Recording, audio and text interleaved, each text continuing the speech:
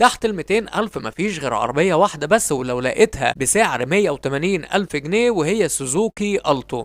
أما تحت 300,000 جنيه هتلاقي عربية واحدة برضه وهي لادا جرانتا بسعر 285,000 جنيه. أما في فئة ال 300 فأنت عندك سوزوكي سبريسو ب 300,000، وسوزوكي بالينو ب 320، وشانجان ال7 320 برضه، وعندك سوزوكي سيلاريو 3 فئات 330 و340 و350 ألف جنيه.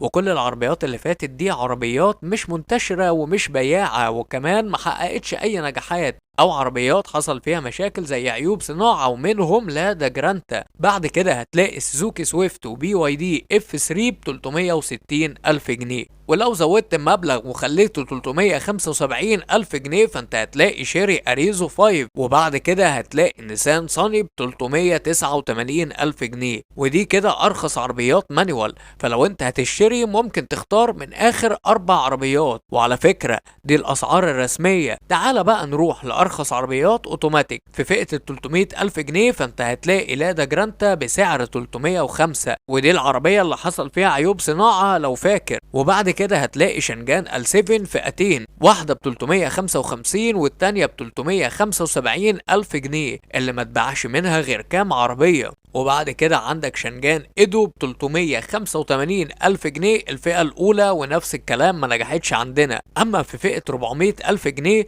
فانت عندك بروتون ساجا، والعربية دي تقدر تقول عليها صفر مبيعات. وكمان سوزوكي سيلاريو برضو ما عليهاش طلب كتير. وهتلاقي ميتسوبيشي أطراج، العربية اللي لسه جاية جديد للسوق المصري ب 400 ألف جنيه. ومن دلوقتي ركز عشان احنا داخلين على مزاد تقريبا. عندك بي واي دي اف 3 ب 410 الف جنيه، وناس كتير اشتكت من الفتيس بتاعها، فلو هتجيب هات المانيوال عشان تريح دماغك. وبعد كده عندك ميتسوبيشي ميراج ورينو لوجان الفئة الأولى، وشيري أريزو 5 فئة أولى أوتوماتيك ب 415 ألف جنيه. بعد كده لو زودت 5000 جنيه وخليت المبلغ 420 ألف فانت هتلاقي سوزوكي ديزاير أول فئة أوتوماتيك، ونسان صاني أول فئة أوتوماتيك برضو. زود عليهم 5000 جنيه هتلاقي رينو لوجان الفئة التانية ب 425 ألف. ولو زودت كمان 5 فانت هتلاقي بي واي دي ال 3 ب 430 ألف، والعربية دي برضو مش منتشرة ومش بياعة.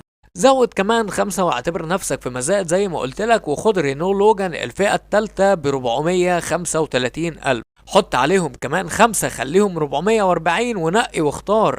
عندك شنجان سي اس 15 الفئة الأولى وما انصحكش بيها.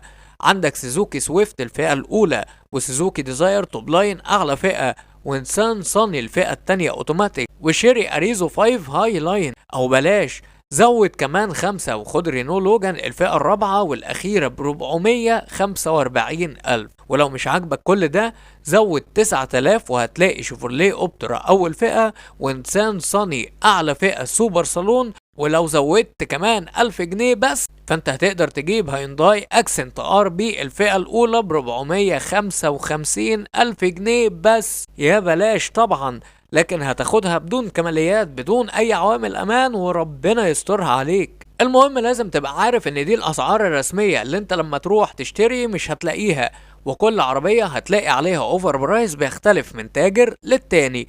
ولو فكرت تشتري فاصل في السعر على قد ما تقدر، ودور في مكان واتنين وتلاتة لحد ما تلاقي سعر كويس. ومعلومة ليك، حتى عربيات الزيرو دلوقتي بقت محتاجة كشف، فلو تعرف تاخد حد معاك يكشف على العربية فانصحك يا ريت تعمل كده.